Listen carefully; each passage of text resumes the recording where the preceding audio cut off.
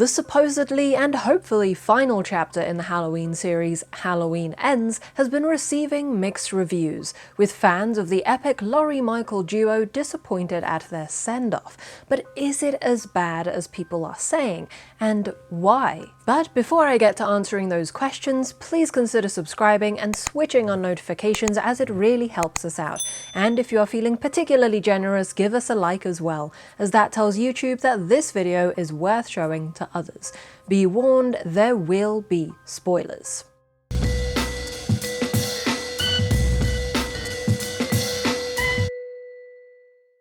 Halloween Ends is split into two distinct storylines, one focused on the relationship between Michael and Laurie, and the other one focused on Laurie's granddaughter Allison and her new boyfriend Corey, a newcomer to the series. We spend the majority of the film with the latter couple, which definitely feels like the more important relationship, until the end of the film, where there's a complete 180 and everything that was set up beforehand is swept under the rug along with Corey's life. Before that happens, Laurie and Michael are both given a parental role.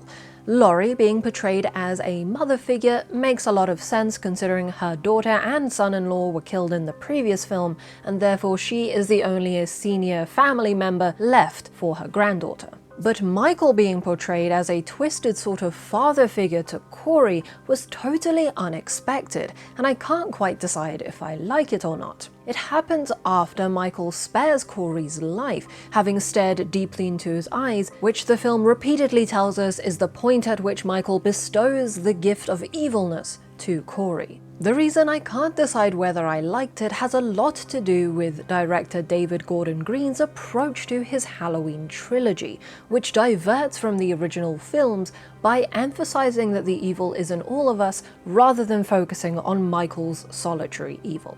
What I appreciate about Green's approach is that it helped him explore Laurie's trauma in a thoughtful way, and that is what made the 2018 Halloween reboot so memorable and moving. In that, we saw how Laurie's trauma has shaped her entire life, thwarting her ability to form relationships and damaging her connection to society. Through Laurie, who was arguably a far more superficial character in the original film, Green explores human nature and our incredible ability to be resilient in the face of adversity, transforming her into a much more well-developed and exciting character. Moreover, he uses her to actively comment on the toxic aspects of contemporary culture, such as victim blaming and shaming, which is evident in Halloween Ends. Whenever Michael isn't there, Laurie gets the brunt of the hate and is assigned blame for Michael's actions. What I don't appreciate about Green's approach is how little he seems to trust his audience to understand his message, and nowhere is this more obvious than in Halloween Kills, where Laurie's trauma is pushed aside and Green uses every available opportunity to tell us that there is evil in all of us. It's incessant, badly written, and totally undermines the good work he had done in the first film. Halloween Ends is not only divided by the aforementioned relationships, but by the way it revisits these topics. It ends the series by having Laurie overcoming her trauma, a rather heartwarming resolution for this beloved character.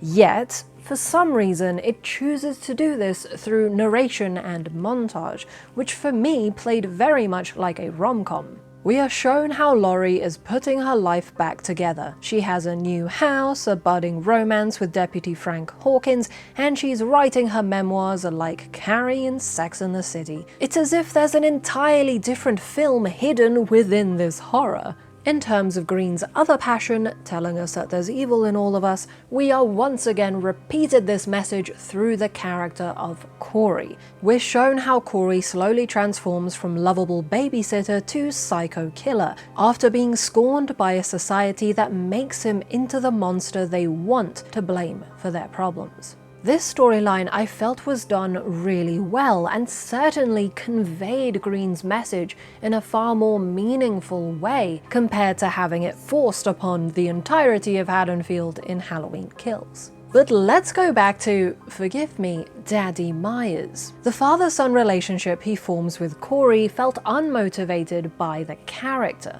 He simply doesn't have the same tearjerker origin story as Corey.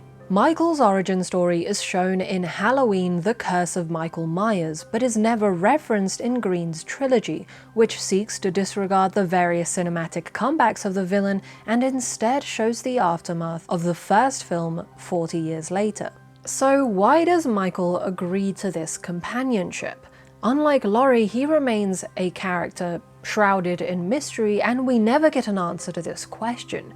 He doesn't get the "let's explain why the villain is like this" treatment that is quite prevalent in mainstream cinema, with films such as Joker and Cruella, as well as, to some extent, TV series like Dahmer, which could be argued shouldn't create entertainment out of real-life horrors, especially so soon after the traumatic events. I certainly don't think Michael Myers should have been given this treatment, as it would have been particularly eye-rolling. However, this does mean that he feels out of place. Furthermore, just like Laurie felt trapped inside a rom-com, Corey felt like a parody of Michael, like he could have been plucked out of this film and popped into Scary Movie. I mean, if we even just compare the scariness of Michael's mask versus Corey's, it feels like the same comical juxtaposition as Batman and Robin, but if they were villains. And we see Corey start stalking Laurie just like Michael does, hiding in the bushes. Every aspect of what makes Michael such a menacing character felt like it was being unraveled, especially when, to add insult to injury, Corey steals Michael's mask to impersonate him. The sad part is that Corey had an alluring villainy to him without needing to mimic Michael.